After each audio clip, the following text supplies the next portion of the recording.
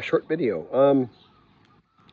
Got some work on my motorcycle today, so this is sort of the a real shorty on some of the practical changes I've made to my motorcycle to have it fit me for my local kind of daily transportation needs. I am 100% welcome to borrow Fawn's car all I want, but I really don't like doing that. Driving a car is painful for me, and you sit right on your freaking nerves. I don't know why. We have two main nerves running down our back, and then that you sit on when you sit in the car, but whatever. Anyways, in a motorcycle, you don't. But so what the heck did I do? So today, I can't believe this. This is just kind of neat. Motorcycling or not, I had this. I'll turn the camera around. This rear rack, custom fabricated today. Labor with incidental materials was $6, and the steel I bought for it yesterday was $1.50. Hang on. And here it is. So I bought some bar stock, just some flat stock. I kind of estimated thickness and width and all that. They kind of fit well with the bike and be strong enough to support some real weight. And then I bought this 8mm diameter solid bar.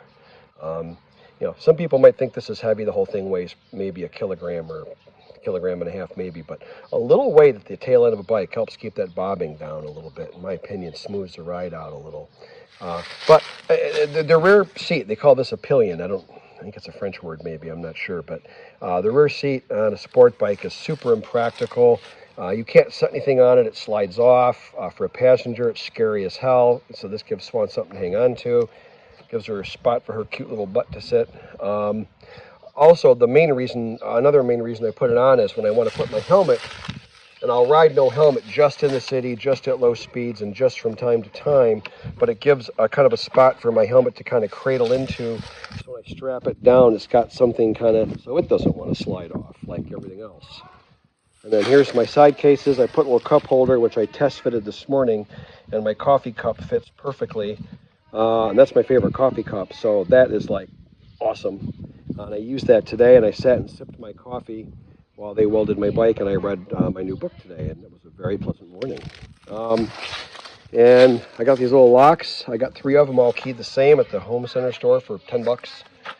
And the boxes are very symmetrical, very nice. The guy did a beautiful job. They're sturdy. This has been fantastic. I resculpted the seat and put a gel insert in as well. The Hondas are famous for the seat sloping forward, and everyone slides and crushes their man bits on the front of the tank. And no one likes that much. Don't know why Honda does that, but it's a very common phenomenon with the Honda sport bike. So I reshaped the seat a little bit, gave it a little dish out here, and put one of those gel pads. They're like 1/2 inch thick. And man, do those work. Like no vibration goes through a gel pad. Whatever material it is, it just doesn't work vibration-wise, so it's fantastic. And if you've got arthritis, I went with fatter grips. I bought the grip foam sleeves you can buy, and then I wrapped about 4 layers of duct tape over that to hold it together, because that stuff is weak as hell. And then I bought this shrink tube stuff on eBay at some risk, but I kind of like it.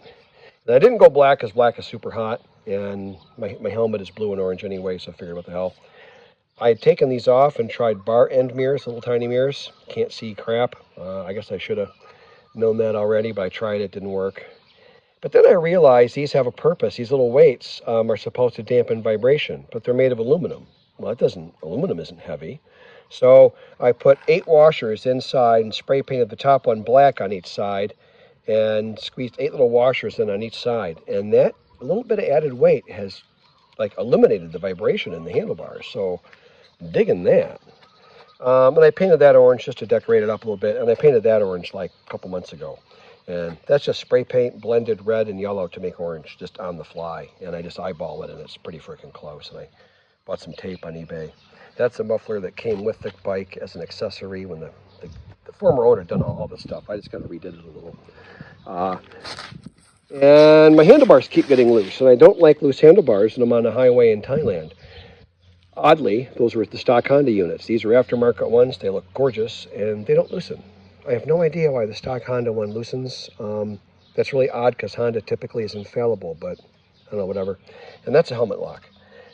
I use it once in a while. It's also, just by coincidence, if I take my helmet strap, lock it in here, the helmet will kind of hang off the side, and like it just kind of locks in on the side of the bike perfectly, and it can't fall. So it's also convenient that way, and keeps the dash clear when I want to go and start the bike and all that. So it's kind of nice, but it's also good to keep honest people honest, just because that's an expensive helmet. I mean, here, that was with the extra shield was 3,500 baht, so that's $100 pretty much even, which here's a lot of money. But this is an enduro helmet because it's got this, and it's a little thicker and bigger, more protection. Mostly you see freeway helmets, but the enduro helmets offer a little heavier armor, and they have this extra shield to keep the sun off of your face so you don't get more skin cancer. So they're kind of nice. And this is mirrored, and that is, other than looking cool as hell, also keeps the sun off of your face from a skin cancer perspective, which I kind of like. So, so that's nice. And then that's just decorative back there. This is actually the original piece.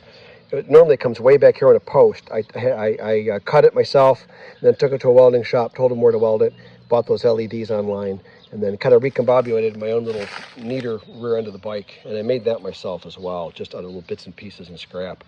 I did everything on the cheap pretty much. Those are inexpensive boxes. They don't seal. They're not watertight at all. They're kind of flimsy, but just everything I do on the cheap. I don't need to invest. I'm not proving a point. I'm just getting by and seeing what I like and don't like. And if these work out, and they kind of are, I'll probably get nice, proper ones, a little bit bigger ones maybe next time. I have room. I've never done this before, so like what size case would be good and blah, blah, blah, but I'm at like 100% capacity on both cases like pretty much every day, so obviously that tells me bigger cases would be nice. I don't think they detract from the look of the bike. I'm not seeing a problem where it makes the bike look dowdy or frumpy or some old man motorcycle. I think the bike honestly looks better with the cases, to me anyway, so whatever. But that's my bike. I custom cut that windshield myself too. It was kind of ugly, and it looks a million times better, and it works better, actually shorter, less buffeting. Odd, but true. Anyhow, so that's my bike. I love trying to get out and ride it every day, and here, I'll let you see what it looks like with the helmet not on the back. I mean, it's a little more practical with that railing on the back, but I don't think it's bad. That's the guy's design. He did that shape himself. I came up with a different design, and then I guess I know what he thought of mine, because then he proposed his own, and I immediately liked his better than mine. So he's a really talented guy. It's the welding shop right on the bypass road in downtown Nonsoong, just down the street and across the road from Rusty's Resort. If you go to Rusty's Resort, he's a half a kilo down the road, opposite side, little welding shop. Kind of can't miss it. The guy's super nice. That was $6 labor, $7.50 including the steel, and I tipped the guy basically 100 baht tips of three. I tipped him $3, and I always tip him an extra 100 baht because his bill is always 200, 150, 200 baht or whatever he's doing, and I always just tip him an extra 100. I'd give him more, but then at some point it gets insulting, like your currency is worthless or something. I don't want to get into anything weird, so I just give him an extra 100. He seems always happy, and I always thank him, and I always offer to buy him coffee and stuff. So he's also the baby brother of the guy that owns that Italian pizza place that we went to a couple times with Davo. Odd coincidence. All right, that's it. And here's another reason to keep things cost conscious on my current motorcycle is ultimately I'm probably going to want just a really, really nice motorcycling experience, something really pleasant and kind of just I can really enjoy every day. A user experience, as my son would say. And this little Italian job lately has been tugging at my heartstrings. Yeah, this is all good stuff. No, thank you for supporting my YouTube channel. Thank you very much.